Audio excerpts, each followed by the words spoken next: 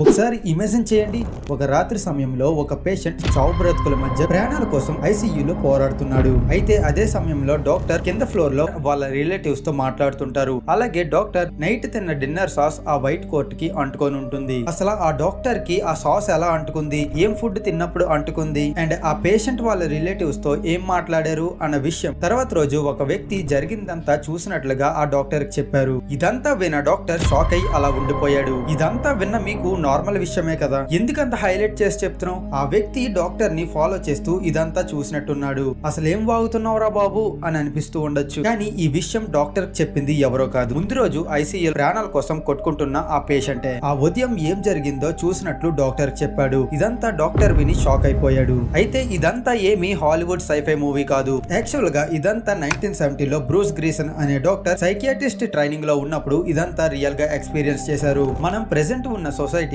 కళ్ళతోనే ఏదైనా చూస్తే కానీ నమ్మలేకపోతున్నాం. కానీ ఈ ఒక్క సంఘటన వల్ల డాక్టర్ బ్రూస్ యొక్క ఆలోచన, జీవన విధానం పూర్తిగా మారిపోయింది. అసలు ఆ ఇన్సిడెంట్ తర్వాత ఏమైందంటే, ఆ పేషెంట్ డాక్టర్ బ్రూస్ తో తను నియర్ డెత్ ఎక్స్పీరియన్స్ ఫీల్ అయ్యానని, తన బాడీ నుంచి తన బయటకు వచ్చి బయట ఏం జరిగిందో మొత్తం చూశానని, మీరు కింద ఫ్లోర్ లో ఏం మాట్లాడుకున్నారో అని విన్నానని చెప్పారు. At present doctor Bruce Greyson university of వర్జీనియాలో psychiatrist and neuro behaviour scientist గా కూడా ఉన్నారు. నియర్ డెత్ ఎక్స్పీరియన్స్ లోనే వరల్డ్ లోనే లీడింగ్ గా అయ్యారు. తన లైఫ్ మొత్తం దీనికోసమే పెట్టి 1000కి పైగా స్టడీస్ ని రీసెర్చ్ చేశారు. అసలు నియర్ బై డెత్ ఎక్స్పీరియన్స్ అంటే ఏంటంటే, సింపుల్ గా చెప్పాలంటే చావుని దగ్గరికి వెళ్లి చూసి మళ్ళీ తిరిగి బ్రతకడం. అయితే మనకి ఈ రిపోర్ట్స్ నుండి ఏం తెలుస్తుందంటే, ప్రతి 10 మందిలో ఒక్కలైనా సరే నియర్ డెత్ ఎక్స్పీరియన్స్ ని ఫేస్ చేస్తున్నారంట. అసలు ఈ ఎక్స్పీరియన్స్ ఎలా ఉంటుంది, ఈ ఫీలింగ్ అనేది ఎలా ఉంటుంది, మన బాడీ గాల్లో తేలుతుంది, అలాగే మనకి వింత వింత క్రియేచర్స్ కనిపిస్తాయి, విచిత్రమైన శబ్దాలు కూడా మనకి వినిపిస్తాయి అని రిపోర్ట్స్ చెప్తున్నాయి. డాక్టర్ థామస్ ఫ్రెలిచ్మాన్ ఇతను బెర్లిన్ యూనివర్సిటీలో ప్రొఫెసర్ గా ఉన్నారు.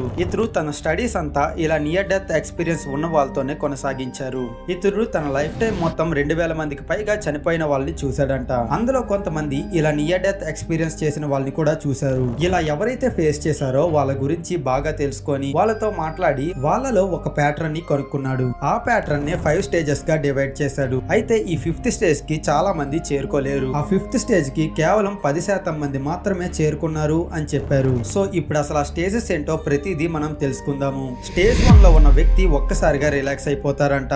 ఇలా అతనికి ఎటువంటి నొప్పి, యాంగ్జైటీ లాంటివి తెలియకుండా బాడీ మొత్తం ఫ్రీ అయిపోతున్నట్లు అనిపిస్తుందంట. తనకున్న భయాలు లాంటివి కూడా తగ్గిపోతాయంట. అండ్ ఆ టైంలోనే తను రియల్ లైఫ్ లో కూడా చనిపోతున్నట్టు రియలైజేషన్ అవుతారంట. స్టేజ్ 2 లో చాలా మంది పేషెంట్స్ చెప్పిన దాంట్లో తెలిసింది ఏంటంటే, వాళ్ళ బాడీ నుండి వాళ్ళ ఆత్మ బయటకు వస్తుందని, అండ్ వాళ్ళ గాల్లో తేలుతున్న ఫీలింగ్ కూడా వస్తుందని చెప్పారు. దట్టు వాళ్ళ బయట ఏం జరుగుతుందో చూడగలము అని కూడా చెప్పారు. డాక్టర్ థామస్ తో తన పేషెంట్ ఏం చెప్పాడంటే, నేను నా బాడీ నుండి బయటకు వచ్చేసాను, నేను బెడ్ మీద ఉన్నాను, నన్ను కాపాడడానికి మీరు నర్స్ చాలా ప్రయత్నిస్తున్నారు. అండ్ డాక్టర్ తో నర్స్ ఏం మాట్లాడుతున్నారో కూడా క్లియర్ గా చెప్పేశారు. కానీ కొంచెం సేపు ఈ సిచ్యువేషన్ అంతా కూడా మనం సైంటిఫిక్ వేగా ఆలోచిస్తే, ఒక మనిషి చనిపోయిన తర్వాత కూడా 30 to 40 సెకండ్స్ బ్రెయిన్ అనేది యాక్టివ్ గా ఉంటుంది. అక్కడ జరుగుతున్న ప్రతి సిచ్యువేషన్ ని వింటూ వాళ్ళు స్టోర్ చేసుకోగలరు. కానీ ఇందులో ఒక వింత విషయం ఏంటంటే, ఇప్పటికీ ఆ పేషెంట్ చెప్పింది నిజమో ఆర్ సైంటిఫిక్ గా నమ్మాలో అన్నది డాక్టర్ థామస్ కి ఆన్సర్ అయితే దొరకలేదు. స్టేజ్ 3 వరకు వెళ్ళిన పేషెంట్స్ 98%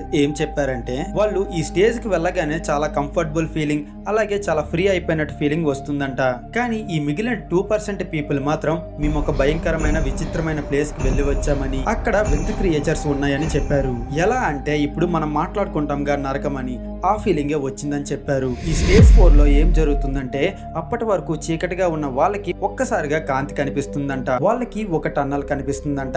ఆ టన్నల్ లోపల ఆత్మ అనేది గాల్లో ఎగురుతూ ఆ టన్నల్ నుంచి వేరే ప్లేస్ కి చేరుకుంటున్నాము అని చెప్పారు. నేను మీకు ముందు చెప్పినట్లుగా ఈ స్టేజ్ 5 కి కేవలం 10% మంది మాత్రమే చేరుకోగలరు. ముందు చెప్తున్నట్లుగా ఒక టన్నల్ ద్వారా ఆ ఆత్మ ఒక ప్లేస్ కి చేరుకోగానే చాలా అందమైన ప్లేస్ కి, కలర్ఫుల్ ప్లేస్ కి చేరుకుంటారంట. ఆ చుట్టుపక్కల ప్రాంతం అంతా మంచి మ్యూజిక్ తో ఆ ప్లేస్ అంతా చాలా లవబుల్ గా ఉందని చెప్పారు. ఆ టైంలోనే వాళ్ళు భూమి మీద గడిపిన సమయాలు, వాళ్ళ పాస్ట్ థింగ్స్ అన్ని గుర్తు వస్తాయి. ఈ టైంలోనే వాళ్ళు తిరిగి బ్రతకాలి అని ట్రై చేస్తారు. ఎందుకంటే ఆ పాస్ట్ లైఫ్ లో తను చేయాల్సిన పనులు ఏవైనా ఉంటే అవి తనకు కావాల్సిన వాళ్ళకి ఫుల్ఫిల్ చేయాలి అని అనుకుంటాడు. డాక్టర్ థామస్ కి చాలా మంది ఏం చెప్పారంటే, ఆ టనల్ ద్వారా అక్కడికి వెళ్ళిన మేము అక్కడ మా ఫ్రెండ్స్ అండ్ రిలేటివ్స్ ని చూసామని, వాళ్ళతో మాట్లాడామని చెప్పారు. మనం ఇప్పటిదాకా చూసింది అసలు మన సోల్ అనేది ఎలా రియాక్ట్ అవుతుందని. కానీ ఇప్పటి నుంచి నియర్ డెత్ ఎక్స్పీరియన్స్ మన బాడీ ఎలా రియాక్ట్ అవుతుందో చూద్దాము. మనకి ఇక్కడ కనిపిస్తున్న ఆర్టికల్లో వీళ్ళు మనం చనిపోయిన తర్వాత మన బాడీ ఎలా రియాక్ట్ అవుతుందో అన్న దాని మీద 4 స్టేజెస్ లో డివైడ్ చేసి చెప్పారు.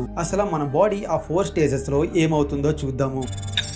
ఫస్ట్ స్టేజ్ లో చూసుకున్నట్లయితే మన బాడీ స్లోగా రియాక్ట్ అవ్వడం తగ్గిపోతుంది. ఎలా అంటే మన బాడీలో బ్లడ్ ప్రెషర్ అనేది తగ్గిపోవడం వల్ల అండ్ మన హార్ట్ రేట్ కూడా స్లోగా తగ్గిపోతుంది. ఈ కారణం వల్లే చాలా మంది పేషెంట్స్ ఈ స్టేజ్ లో అన్కంఫర్టబుల్ గా ఫీల్ అవుతారు. Stage 2 shallow breathing. ఈ స్టేజ్ లో చాలా మంది పేషెంట్స్ ఊపిరి అనేది సరిగ్గా తీసుకోలేరు. చాలా మంది ఆగాగి గాలిని పీల్చుకుంటూ ఉంటారు. ఈ స్టేజ్ లోనే వాళ్ళు మౌత్ మీద అండ్ థ్రోట్ మీద కంప్లీట్ గా కంట్రోల్ కోల్పోతారు. ఆ స్టేజ్ లోనే వాళ్ళకి హార్ట్ వరకు ఆక్సిజన్ అందక వాళ్ళ హార్ట్ ఆగిపోయి పనిచేయడం ఆగిపోతుంది. Stage 3 sleep. ఈ స్టేజ్ లో పేషెంట్స్ అందరూ డీప్ స్లీప్ లోకి వెళ్ళిపోతారు. ఆ టైంలో వాళ్ళకి చాలా ప్రశాంతంగా కంఫర్టబుల్ గా అనిపిస్తుంది. వాళ్ళు సరిగ్గా ఊపిరి కూడా తీసుకోలేకపోవడం గమనించలేనంత డీప్ స్లీప్ లోకి వెళ్ళిపోతారు. ఈ టైంలో పేషెంట్ బాడీ టోటల్ గా రియాక్ట్ అవ్వడం ఆగిపోతుంది. Stage 4 brain activity. Friends, actual గా ఈ స్టేజ్ లో డాక్టర్స్ ఏం గమనించారంటే చనిపోయిన వ్యక్తికి కాసేపు వరకు వినిపిస్తుంది, బ్రెయిన్ అనేది యాక్టివ్ గా ఉంటుంది అన్నది గమనించారు. అయితే అన్ని వినగలరు కానీ అక్కడ ఏం జరుగుతుందో మాత్రం అర్థం కాదు.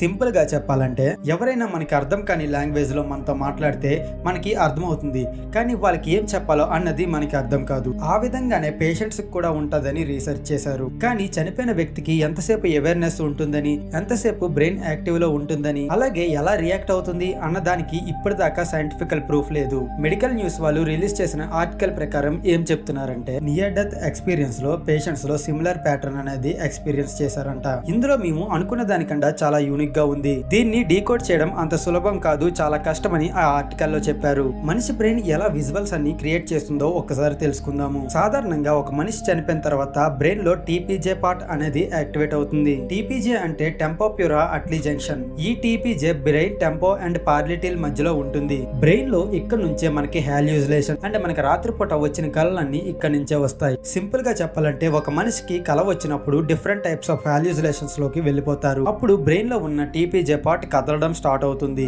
సైంటిస్ట్స్ అండ్ డాక్టర్స్ ప్రకారం చనిపోతున్నప్పుడు బ్రెయిన్ లో మూవ్మెంట్స్ వస్తాయి. ఆ టైంలో వీళ్ళు హాల్యూజినేషన్స్ లోకి వెళ్ళిపోతారు. గాల్లో తేలుతున్నట్టు, టనల్ లోకి వెళ్ళిపోతున్నట్టు, కొత్త కొత్త క్రియేచర్స్ అన్ని కనబడుతున్నట్టు ఉంటాయి. చనిపోయే ముందు జరిగినవన్నీ మన బ్రెయిన్ క్రియేట్ చేసిన క్రియేటివిటీ అని చెప్పవచ్చు. దీని మీద మీ ఒపీనియన్ ఏంటో కామెంట్ చేయండి. అలాగే మీ చుట్టుపక్కల ఇటువంటివి ఏమైనా గమనిస్తే నాకు కామెంట్ లో తెలపండి. వీడియో నచ్చితే లైక్ చేసి సబ్స్క్రైబ్ చేసి నాకు కొంచెం సపోర్ట్ చేయండి. Thank you for watching.